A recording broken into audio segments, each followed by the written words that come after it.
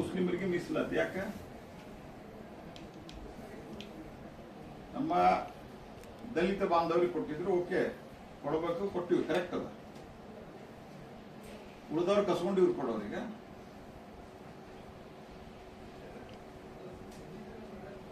ಎರಡು ಕೋಟಿವರೆಗೆ ಅವ್ರಿಗೆ ಮೀಸಲಾತಿ ಅಂದ್ರೆ ಉಳಿದವ್ರು ಏನ್ ಮಾಡ್ಬೇಕು? ಸಣ್ಣ ಪುಟ್ಟ ಕಾಂಟ್ರಾಕ್ಟರ್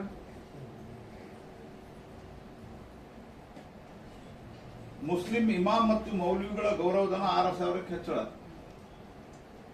ಅದಕ್ಕೇನ್ ಮಾಡ್ಯಾರ? ಅದಕ್ಕೆ ಒಂದು ಕಂಪೇರ್ ಮಾಡ್ಲಿಕ್ಕೆ ಅದೇನ ಸತ್ವಿಕ್ ಹಣ, ಸಸ್ತಿಕ್ ಹಣ ಜಾಸ್ತಿ ಮಾಡಿವಿ ಅಂತ ಹೇಳ.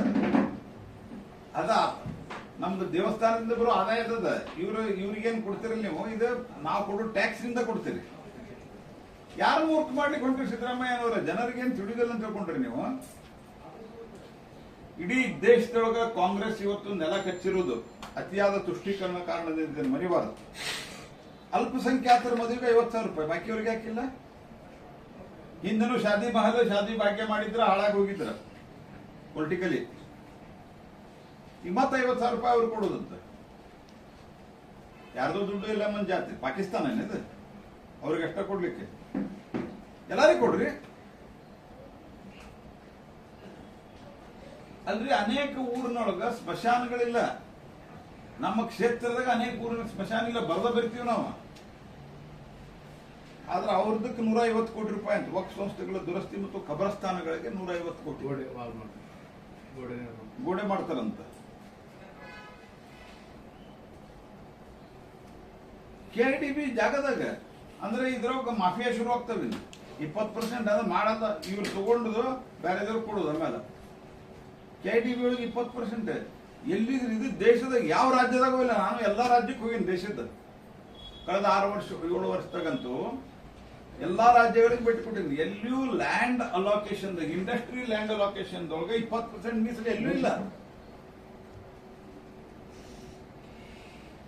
ಅಲ್ಪಸಂಖ್ಯಾತರ ಸಂಸ್ಕೃತಿ ಚಟುವಟಿಕೆ 50 ಲಕ್ಷ. ಬೇರೆದ್ರ ಸಂಸ್ಕೃತಿ ಇಲ್ಲ. ಯಾವ ಸಂಸ್ಕೃತಿ ಮಾಡೋರು ನೀವು? ಇಲ್ಲಿ ಯಾವ ಸಂಸ್ಕೃತಿ ಮಾಡೋರು? ಬ್ರದರ್ ಅಂತ ಹೇಳಿದ್ರಲ್ಲ, ಆ ಸಂಸ್ಕೃತಿನ ಇದು? ಕುಕ್ಕರ್ ಬಾಂಬ್ ಅಲ್ಲ ಬ್ರದರ್ ಅವರು ಅಂತ ಹೇಳಿದ್ರಲ್ಲ, ಆ ಸಂಸ್ಕೃತಿ ತರ ಕೊಟ್ಟಿದ್ದೀರ?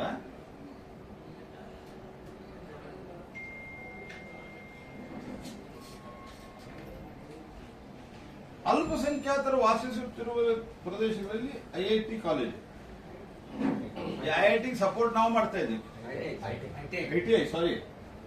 ITI ಇದು ಸಪೋರ್ಟ್ ನಾವು ಮಾಡ್ತಾ ಇದ್ದೀವಿ ಕೇಂದ್ರ ಸರ್ಕಾರದಿಂದ. ಯಾಕ SC ST OBC ಇದ್ದಲ್ಲಿ ಯಾಕೆ ಕೊಡೋದಿಲ್ಲ?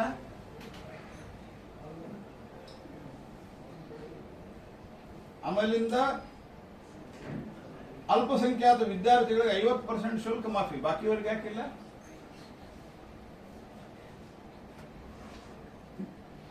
ಅಲ್ಪಸಂಖ್ಯಾತ ವಿದ್ಯಾರ್ಥಿಗಳಿಗೆ 169 ಹಾಸ್ಟೆಲ್ ಧಾರವಾಡದಾಗ ಇವತ್ತಿಗೂ ಸಹಿತ. ಧಾರವಾಡ ಹುಬ್ಬಳ್ಳಿ ಒಳಗ, ಸ್ಪೆಷಲಿ ಧಾರವಾಡದಾಗ ಜಾಸ್ತಿ. ನಾವು ಕೇಂದ್ರದಿಂದ ಕೊಟ್ಟು ಈಗ ಒಂದಿಷ್ಟು ಕಟ್ಟಿಸ್ತಾ ಇದ್ದೀವಿ. ನಮ್ಮ ತಾವರ್ಚಂದ್ ಗೆಹ್ಲೋಟ್ ಅವರು ಹಿಂದ ಇದಕ್ಕೆ ಸಂಬಂಧಿಸಿದ ಮಂತ್ರಿ ಇದ್ದಾಗ ಒಂದಿಷ್ಟು ದುಡ್ಡು ಕೊಟ್ರೆ ಅವು ಆಗ್ತಾ ಇದಾವೆ. ಧಾರವಾಡದಾಗ ಇಷ್ಟು ಡಿಮಾಂಡ್ ಅದ ಎಜುಕೇಶನ್ ಹಬ್. 12 ತಿಂಗಳ ಕಾಲವು ನಮ್ಮ ಆಫೀಸ್ಗೆ ಹಾಸ್ಟೆಲ್ಗೆ OBC ಹಾಸ್ಟೆಲ್ ಅಂತ ಬರ್ತಾರೆ.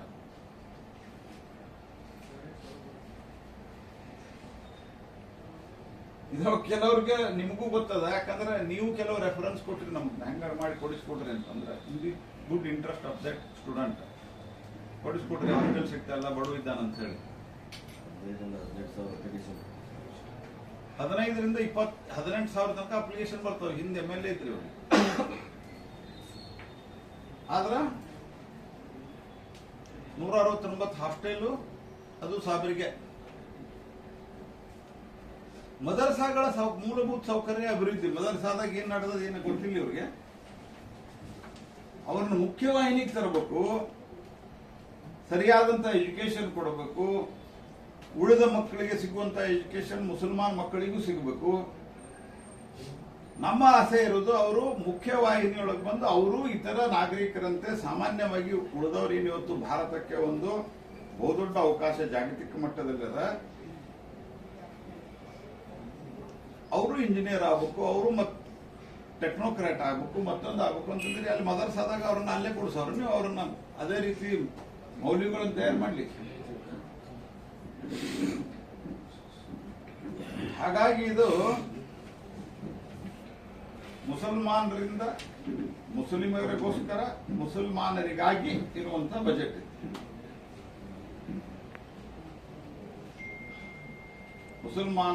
ಮುಸಲ್ಮಾನರಿಗೋಸ್ಕರ ಮುಸಲ್ಮಾನರಿಂದ ಆಗಿರುವಂತಹ ಬಜೆಟ್.